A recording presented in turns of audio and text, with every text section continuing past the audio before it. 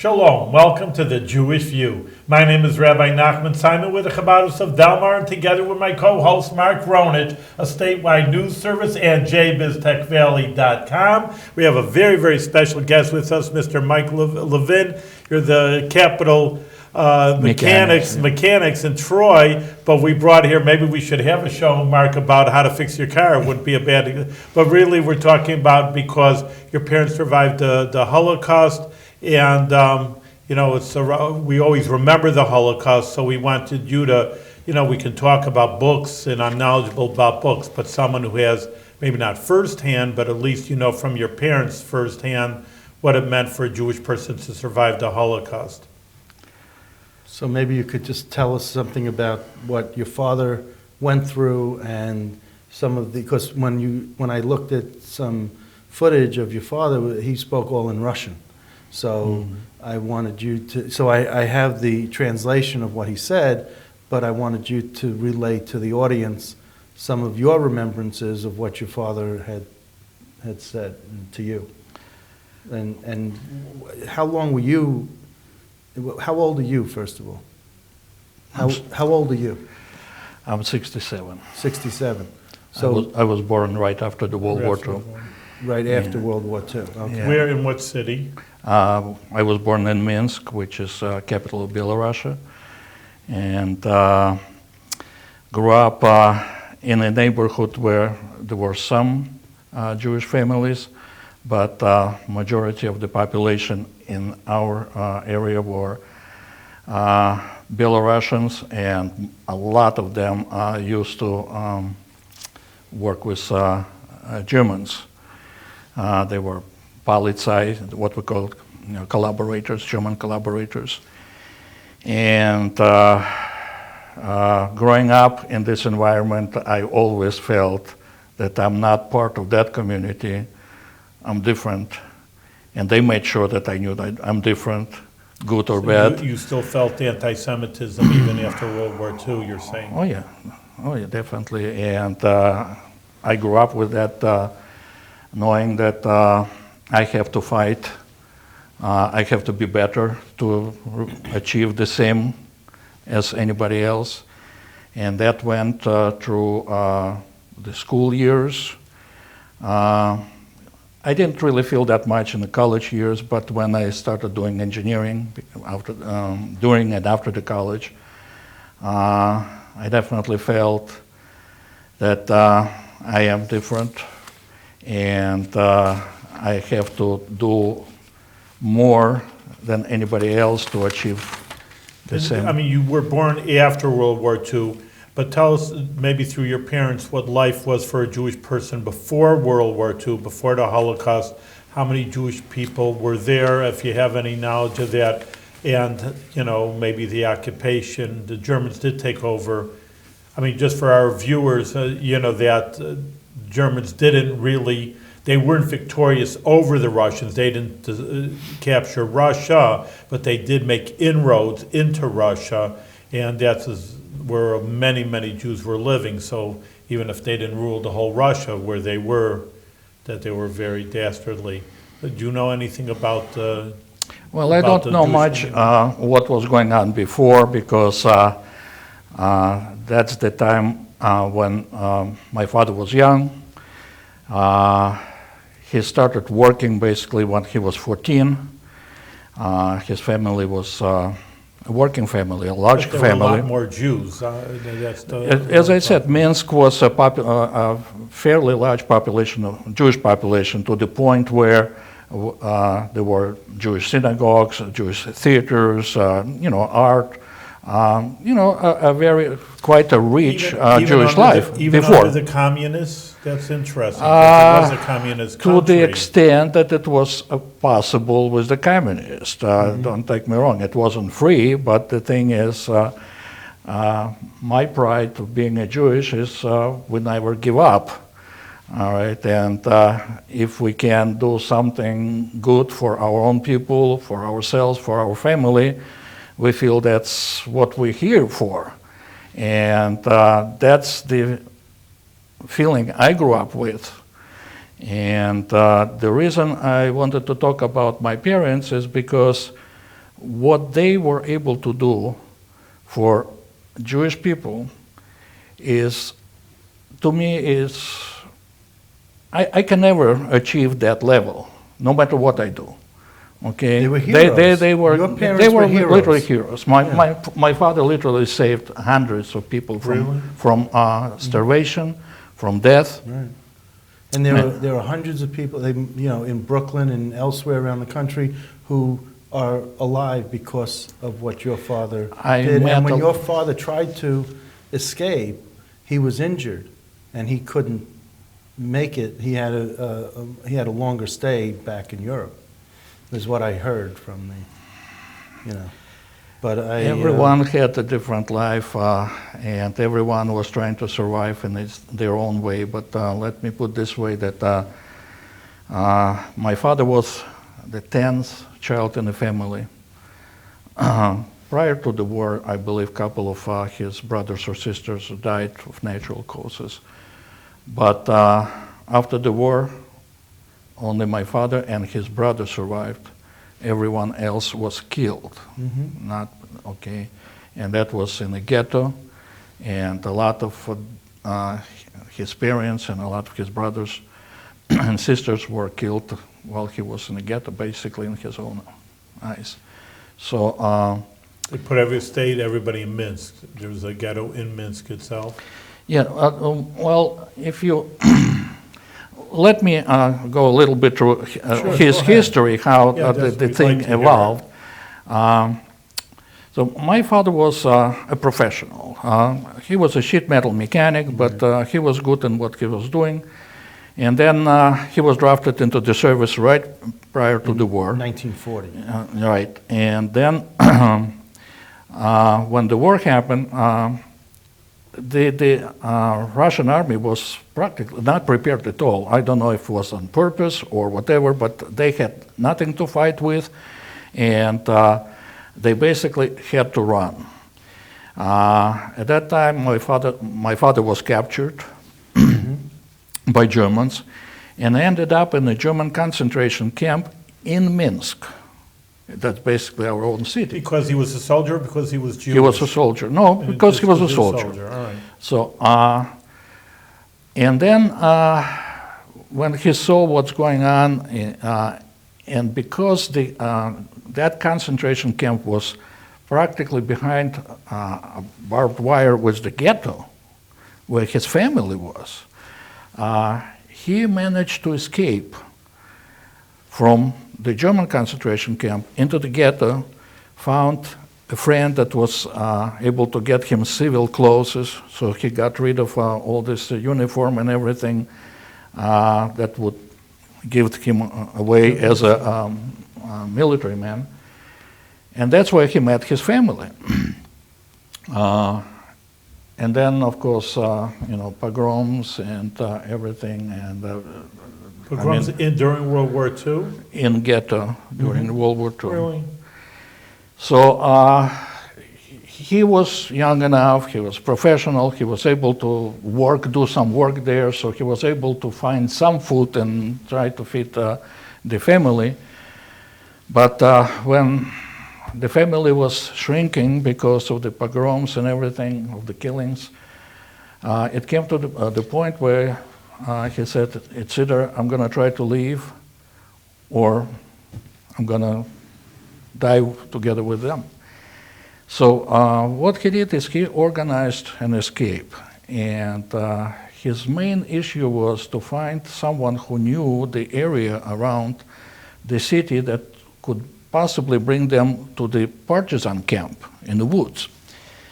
So when he found a person who was actually a milkman, who used to deliver milk to in the area. He was a friend, but he was. Well, it wasn't a friend, but basically made an offer that he could not refuse, and he organized that escape. He took 26 people with him, and my mother was part of that. And then they ended up. But they weren't married yet. They were. I mean, you're saying well, there was no official marriage in the ghetto. I mean, there was no. The only thing official was the death. so they got lost.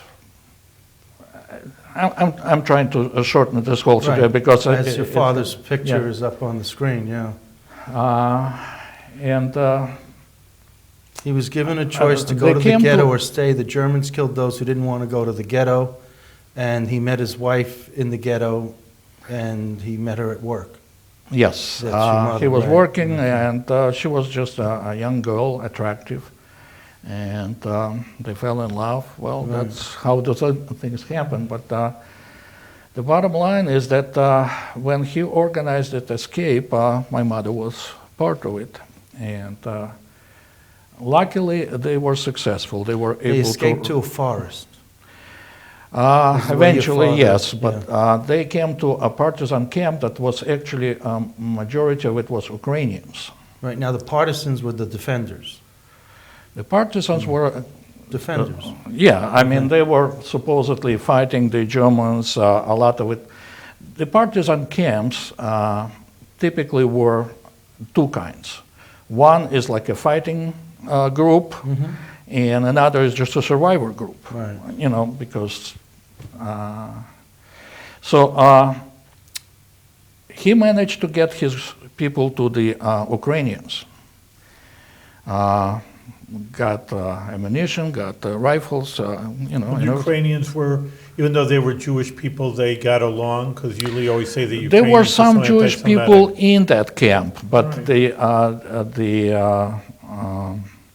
it was run by Ukrainians. Majority was Ukrainians. So my father felt that they will not survive too long in that camp because they were expendable. Because they're Jewish? Yes. So he got his people, his friends, and you know, and said, "Listen, it's either we stay here and we die, or we go." And So they they basically Just left managed camp. to escape from that Ukrainian camp, and they were going to try to join the partisan group that was actually portrayed in a movie, Defiance. Yeah, sure. Yeah, so he was actually going to join those people. And on the way to that partisan camp, he met a commanding officer of another group, and the guy basically went on his knees and he said, "Naum, where are you going? It's our people here. It's mostly women, children, no food, no clothes. The winter's coming. None of them is going to survive. Where are you going?" And he saw, 26 people, young, armed. And he was the leader. Yeah, and my father was the leader. So my father said, well, he was hoping that if he joins that other group, which was predominantly from Jews from Poland, that after the liberation he would be able to migrate to Poland and from there go somewhere, away from Soviet Union. But when he saw people that he grew up with, people from our city, children, he stayed. So just one night in the morning, he rounded up all his guys and they went out to look for food, for clothing. And the only source were the German collaborators, the Belarusian collaborators, not the peaceful people. But because the peaceful people were poor to begin with. They were robbed by Germans and everybody else. But the collaborators, they ended up with all the goods from Jewish families and on and on. So, that were the prime target. Right. But a lot of those settlements were not far from the German divisions, maybe a kilometer away. So he said, we couldn't shoot, we couldn't do anything, just cleaning rods. And to make the story short, 2 weeks later, they were going back with wagons, horse wagons, loaded like hay, with clothing, pigs on the top, cows behind them. So he basically brought the food and clothing to the entire partisan camp. And it says, he says on his video that he was happy that he found some berries because he was so hungry. That was later. That was in the while he was in a partisan camp. Right. They had they were in the fights. Mm-hmm. Yeah, go ahead. In the fighting because the Germans were constantly looking for them, obviously. So there was one situation where his commanding officer and him were out on a mission or something like that, and they were like a German group with machine guns, and his commanding officer was shot, wounded, couldn't walk. So my father said, give me your machine gun and I'll cover you and you crawl to the woods. And he said, I can't do it, I just can't do it. All right, so I said, well, somehow you have to, but the commanding officer got his gun and basically shot himself. So when my father saw that, you know, that was more than the commanding officer, that was a friend, that was a, you know, a Jewish guy from the city. I mean, there was not so much for ranks in the partisan camp, it's more like probably the Jewish word mitzvah describes more than the commanding ranks, okay, in these situations. Okay? Remember, they're a group. Yeah. A group together. So that's when he actually ended up running from those German soldiers and ended up deep in the woods, didn't know which way to go, so went one way, didn't get anywhere, went another way, and came to a house. And there, in Belarus, there were like settlements, like a single house in the middle of nowhere, and it's like, you know. So he listened to see if you know, any Germans there, and he heard a language that was not really familiar with them. So but he said, well, got to do something. Yeah. So got in and said, where are the Germans? And he said, no Germans. Said, what you're speaking? He said, well, I was just fighting with my, we're Polish, I just was fighting with my wife in Polish. So I said, all right, and you know, being armed and, you know, got some food, but most important, he managed to get the son of that family to show him the road back to the partisan camp.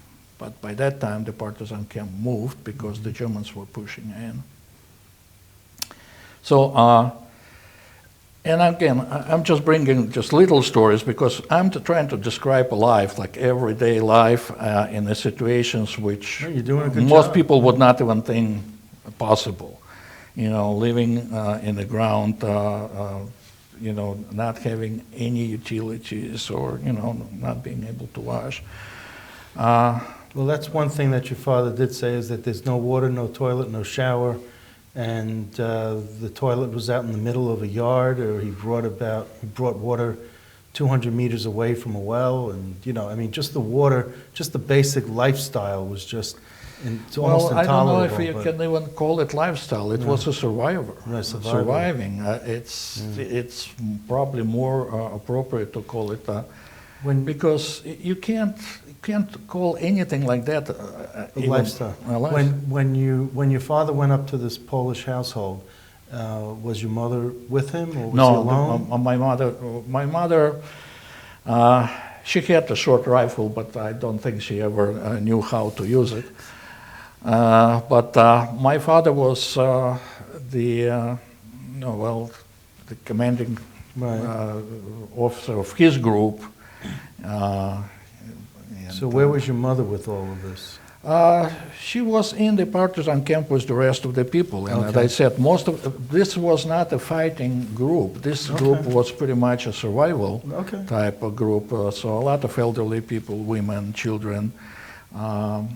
So I wanted to, segue and talk about your mother, about what her life was like in Minsk and how she moved and what was her, because I got to tell you, she's very proud of you and your brother. Well, she spent her life for that. Yes, So, yes. I mean, it was just amazing hearing how she talked and. But that's Jewish way. Yeah. That's Yiddish mama. Right, but she was pregnant. Was she pregnant during this time with your They brother's did have old- a child. They did have a child in the partisan camp, and the child died from pneumonia because there was No no medical stuff, doctors, right. no medication, no conditions, and that was a tragedy, of course. So it's just Not you. to mention that there was a situation where she's got in a situation like a quicksand, and she was actually sinking. Really? And she had the child in her hands, and she couldn't do anything. Yeah. That's my mother. There You she should. is. And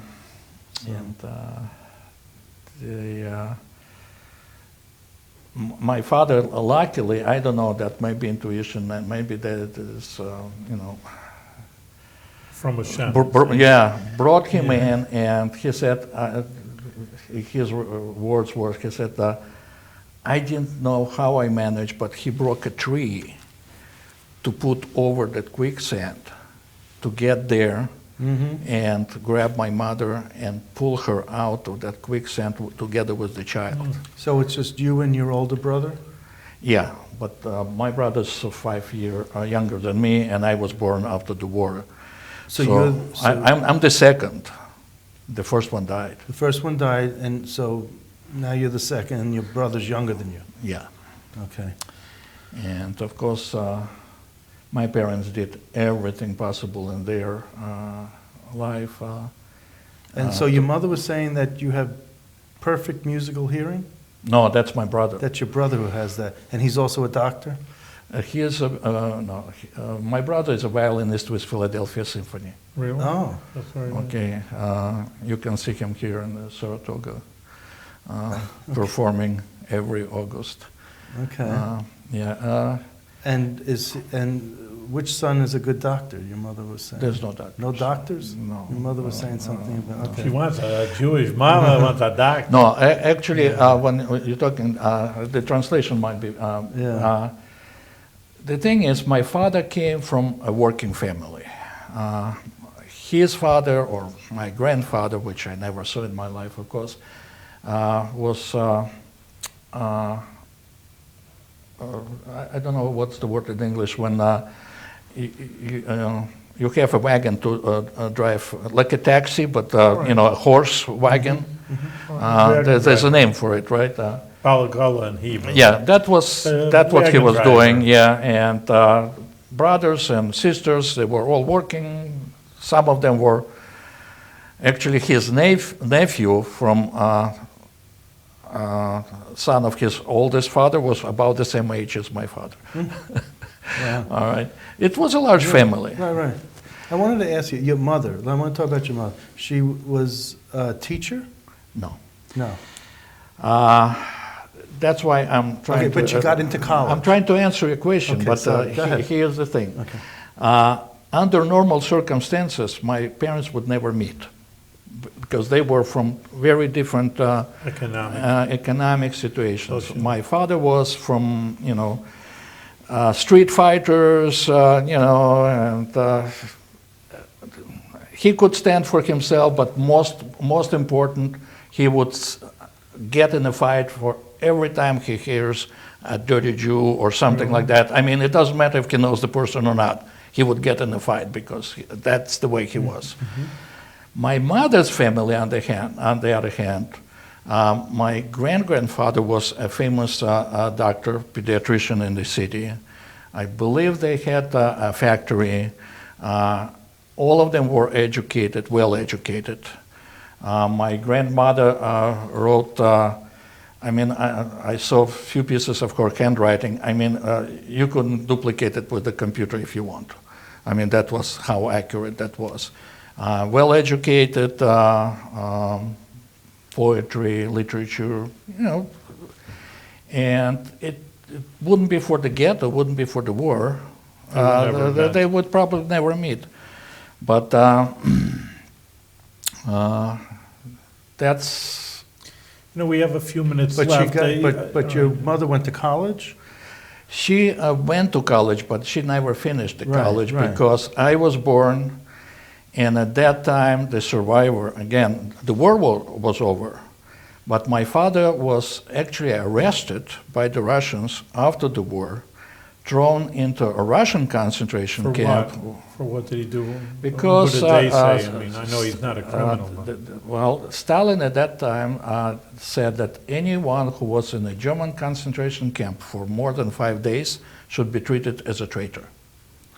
And because my father was in a concentration camp for 5 or 6 days before he escaped into the ghetto, he was arrested. And from his memories, his experience with the Russian concentration camp was worse than the German, because he said they were taking dead people out of that concentration camp by truckloads every day. Starvation. So how did he get out of that situation? Somebody suggested him not to mention that he's a professional, and he claimed that he just has no profession whatsoever. So they sent him to cut trees, and eventually from there he was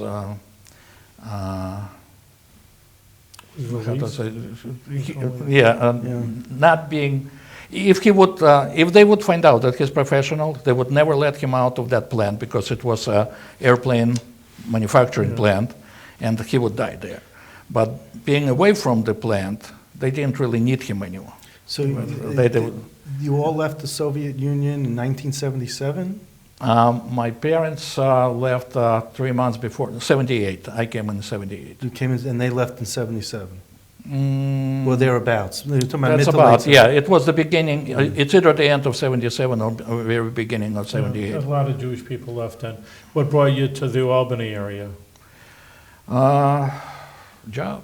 And where did your parents, where did they start? In New York City? Yes, we came to Brooklyn, Nayana.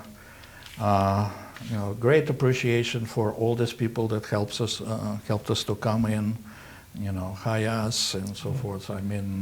The first thing I was able to do is any money I was making was going towards to paying off my debt to Hayas. But you have 2 college degrees, right? I have, in my degree is considered master's degree in this country. It's equivalent to master's degree. In what? Engineering? Engineering. Mechanical engineering. And I was doing a lot of mechanical engineering in this country, although I came with no language and it wasn't easy, but... Actually, you have a good English, actually, for being here. Why did you start Capital Mechanics? That's a long story. Well, we have 2 minutes left. The thing is, 1 minute left. To try to answer that is that I've done multi-million-dollar projects. And I found that in this country, engineering is a lot politics, not so much engineering. And I'm kind of a hands-on engineer. Show me a problem, let me crawl to it, let me figure out how to work. That's me, okay? But politics and meetings and so forth, that's boring. Not boring, but the thing is, I never saw a real purpose in it. I always ask my bosses, who's paying for the meetings? And he could never answer me, because I said, you have the most expensive people in the company sitting for hours with no agenda. Tell me, how is that can be profitable? And I never got an answer. You're a hands-on guy. So you feel better running your own business? I'm with my customers. Right. I may be wrong in suggesting them something, but I don't have anyone to interpret That's right. me, okay? And if I ever achieve anything that my father achieved, helping so many people, I have a much better opportunity at Capital Mechanics than even doing the engineering with all those multi-million-dollar projects. Thank you for that. I appreciate Yeah, you. Mike, we really appreciate you being here. I mean, you have more stories. Maybe we'll ask you again to fill in even more stories. I think it's important that the new generation, that it's like 70 years after World War II, understand, the Jewish people in America have it so easy. I mean, compared to even life in Russia, let alone living through the Holocaust. And it's important for them to know their history, that this is what Jewish people lived through. And, You're exactly right. A lot of people talking about 6 million lives, but 6 million is a number. 6 million lives is something different, because 6 million lives could have children, Right. grandchildren. We could have a whole generation of people that we don't have because of that. And somebody has to remember and make sure that this never happens again. Thank you very much. Thank you. Thank you for the opportunity.